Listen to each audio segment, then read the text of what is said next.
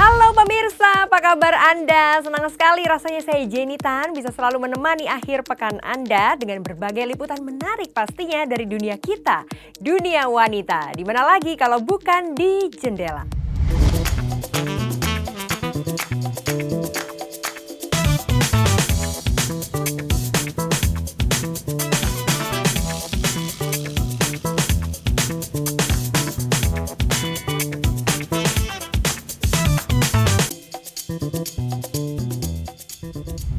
Semakin banyak saja wanita Indonesia yang saat ini menekuni profesi yang biasanya dilakoni oleh laki-laki.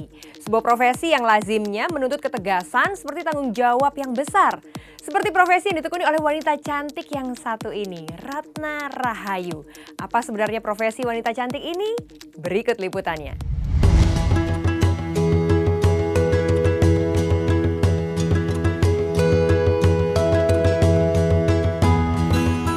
Ratna Rahayu, nama yang terdengar manis. Dan baru-baru ini nama ini juga menjadi perbincangan di sosial media. Wanita cantik ini adalah salah seorang lurah cantik versi sosial media. Namun bagi sang lurah sendiri, predikat itu tidak lantas membuatnya besar kepala, walaupun membuatnya sedikit tersanjung. Menjadi seorang lurah cantik itu kan pandangan orang gitu ya. Mungkin semanusiawi ketika saya juga merasa tersanjung lah gitu ya Mas ya. Tetapi bagi saya kecantikan fisik ini bukan segalanya. Kecantikan fisik memang mungkin akan membantu kita dalam mensosialisasikan program gitu, karena orang sudah belum apa-apa sudah tertarik misalkan. Tapi bagi saya itu bukan segalanya. Yang penting kecantikan hati dan kecantikan kita dalam bekerja.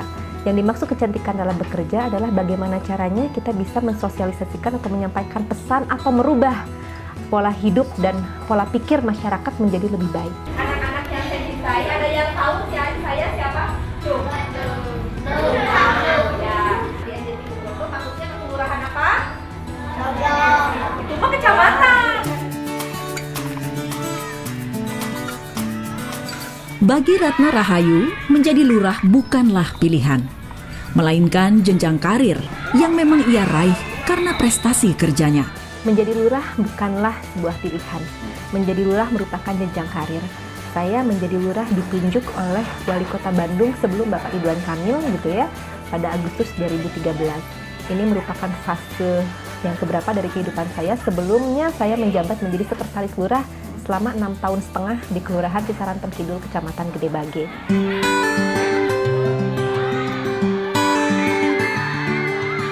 Ia yang sewaktu kecil bercita-cita jadi seorang bankir seperti ayahnya, terpaksa harus mengubur cita-cita masa kecilnya ketika ia tidak lulus ujian masuk perguruan tinggi negeri saat itu dan memilih untuk menempuh pendidikan di STPDN. Namun jalan hidup yang akhirnya menuntunnya menjadi lurah saat ini tidak pernah ia sesali. Saya cita-cita itu menjadi bankir melihat almarhum ayah saya yang memang bekerja di dunia perbankan. Gitu ya. Jadi kalau orang bank itu selalu rapi gitu ya. Orang perbankan itu selalu harum, keren gitu ya. Saya termotivasi seperti itu. Dan memang kantoran banget gitu kan. Tapi memang jalan Allah gitu ya merubah nasib dan takdir saya sehingga ketika saya tidak lulus UMPTN, saya mencoba ke jalur STPDN gitu kan, alhamdulillah lulus gitu. Nah memang prosesnya juga selama 4 tahun memang betul-betul digodok di STPDN. Saya masuk 2001 dan lulus 2005.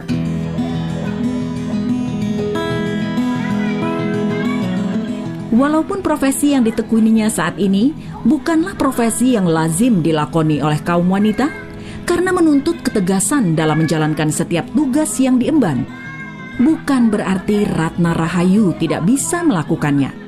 Ia malah merasa mempunyai nilai lebih dalam menjalankan tugas. Karena sebagai wanita, ia tentu akan menggunakan sedikit perasaannya saat melayani masyarakat. Jadi dengan menjadi lurah perempuan sebetulnya kita mengedepankan rasa gitu ya, mengedepankan perasaan untuk melayani masyarakat. Katanya kan kalau perempuan itu 9:1, 9-nya perasaan, 1-nya logika gitu ya. Tetapi saya buktikan bahwa sebetulnya itu bisa berbarengan, artinya balance gitu ya, antara 5 perasaan, dan 5 logika. Sehingga pendekatan yang kepada masyarakat pun ada kalanya kalau perempuan itu bisa tegas, bisa juga humanis gitu kan. Kadang-kadang kalau laki-laki, mohon maaf, biasanya mereka kalau tegas terus gitu kan ya. Kalau perempuan kita mengedepankan juga rasa gitu kan, sehingga apapun pendekatannya selalu mengedepankan sisi seorang ibu gitu untuk melayani kepada masyarakat.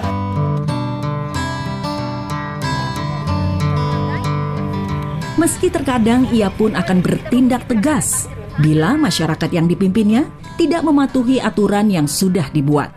Bahkan karena ketegasannya ini pula, kesan galak dan suka marah pun melekat pada dirinya. Jadi sebetulnya bukan marah Mas ya, sebetulnya itu adalah ketegasan.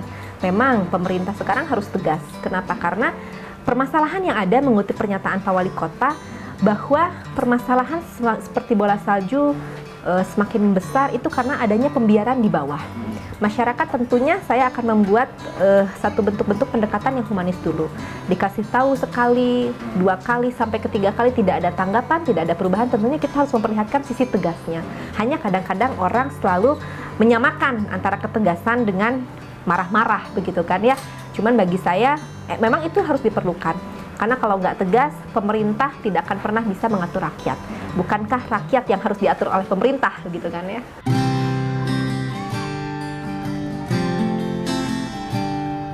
Tidak mudah memang menjalani peran sebagai lurah, karena tidak semua kebijakan yang ia buat bisa diterima oleh masyarakat. Sukanya tentu dengan menjadi seorang lurah berarti saya bisa memperluas silaturahmi ya dengan masyarakat sehingga bisa menyampaikan pesan-pesan atau kebijakan maupun program dari pemerintah Kota Bandung kepada masyarakat. Tetapi dukanya juga tidak kalah banyak gitu ya. Artinya dengan masyarakat yang semakin kesini semakin kritis sehingga kita harus bisa menjawab apa yang menjadi pertanyaan masyarakat. Banyak suka dan duka yang ia alami. Bahkan ancaman pun pernah ia terima. Ya, ancamannya pertama kali ketika saya datang ke Kelurahan Sadang Serang dan kemudian saya memberlakukan bahwa segala sesuatu itu harus sesuai dengan aturan dan prosedur, tentunya banyak pihak yang merasa zona nyamannya terusik gitu ya. Ketika saya berlakukan itu, ada yang ternyata tidak suka. Mereka bilang bahwa saya ini lurah yang mempersulit gitu kan ya, padahal bukan mempersulit. Ketika kita memang harus berlaku sesuai dengan aturan, tentunya kita harus bisa mengamankan gitu kan ya, bukan malah menjadikan mempermudah tapi di jalan yang salah. Itu mulai Mas tuh surat kaleng gitu ya, ancaman teror SMS, kemudian dan lain sebagainya, tapi itu di awal-awal. Wanita yang tidak hanya cantik fisiknya, namun juga cantik dalam bekerja, adalah kesan yang dimiliki oleh rekan-rekan kerjanya di Kelurahan Sadang Serang maupun atasannya, yaitu Camat Coblong, Bandung, Jawa Barat.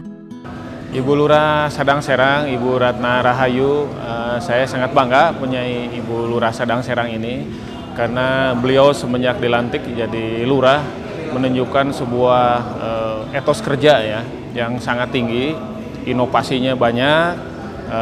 Dan juga beliau mempunyai seni kepemimpinan dalam merangkul masyarakat itu, alhamdulillah, dan juga masyarakat Sadang Serang akhirnya bersama-sama dengan Ibu Lurahnya bisa menunjukkan sebuah prestasi ya, sebuah kerja yang baik ya, salah satunya inovasi tentang penataan kawasan di Sadang Serang menjadi kawasan percontohan ya untuk kawasan pemukiman.